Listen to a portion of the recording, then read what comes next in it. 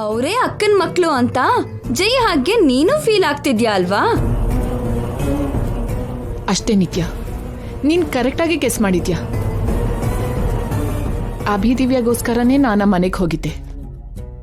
ಅದ್ರ ಜೊತೆಗೆ ಹಾಗೆ ಮದ್ವೆ ಬಗ್ಗೆ ಜೈಗೆ ಸರ್ಪ್ರೈಸ್ ಕೊಡೋಣ ಅಂತ ನಾಣಿ ಹತ್ರ ಡಿಸ್ಕಸ್ ಮಾಡ್ತಿದ್ದೆ. ಆಗ ನೀನ್ ಬಂದೆ. ಬಟ್ ಇದನ್ನೆಲ್ಲ ನನ್ಗೆ ಮೊದ್ಲೇ ಹೇಳಿದ್ರೆ ನಾನೇನು ಫೀಲ್ ಆಗ್ತಿರ್ಲಿಲ್ಲ ಅಲ್ವಾ ಮಾಮ್? ಆ ಕಿಡ್ಸ್ ಅಂದ್ರೆ ನನಗೆ ಏನು ಕೋಪ ಇಲ್ಲ. ಬೇಕು ಅಂದ್ರೆ ಅವ್ರನ್ನ ಮನೆಗೆ ಕರ್ಸ್ಕೋ, ಇಲ್ಲೇ ಇರ್ಸ್ಕೋ, ನನಗೇನು ಅಭ್ಯಂತರ ಇಲ್ಲ.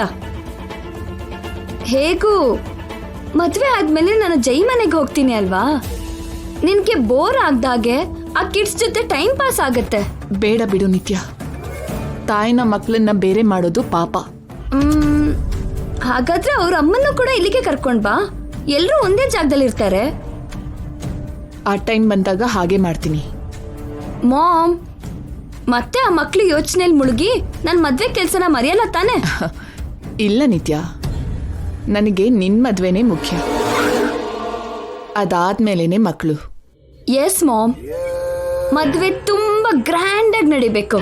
ಆಲ್ರೆಡಿ ಅಕ್ಕನ ಜೊತೆ ಜೈ ಗ್ರ್ಯಾಂಡ್ ಆಗಿ ಮದ್ವೆ ಮಾಡ್ಕೊಂಡಿದ್ದಾನಲ್ವಾ? ಅವಾಗ ಜೈ ಪಕ್ಕದಲ್ಲಿ ಇದ್ದಿದ್ದು ಅಕ್ಕ, ನಾನಲ್ಲ. ಅಂದ್ರೆ ಆ ಮದ್ವೆನ ಜೈ ಇನ್ನೂ ಮರ್ತೋಗಿಲ್ಲ. ನನ್ ಮದ್ವೆಯಿಂದ ಮರ್ತೋಗೋ ತರ ಮಾಡು.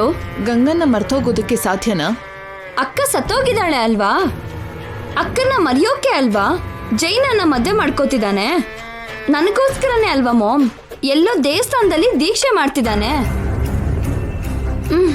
ಎಲ್ಲರೂ ನಮ್ಮ ಮದ್ವೆಗೋಸ್ಕರನೇ ಅಲ್ವಾ ಮಾಮ್ ವೇಟ್ ಮಾಡ್ತಿದ್ದಾರೆ?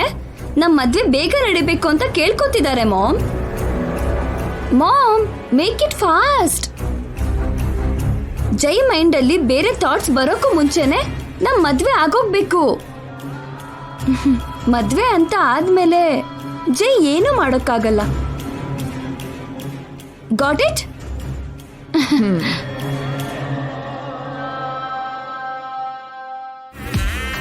ಜೈ ಏನು ಮಾಡಕ್ಕಾಗಲ್ವಾ?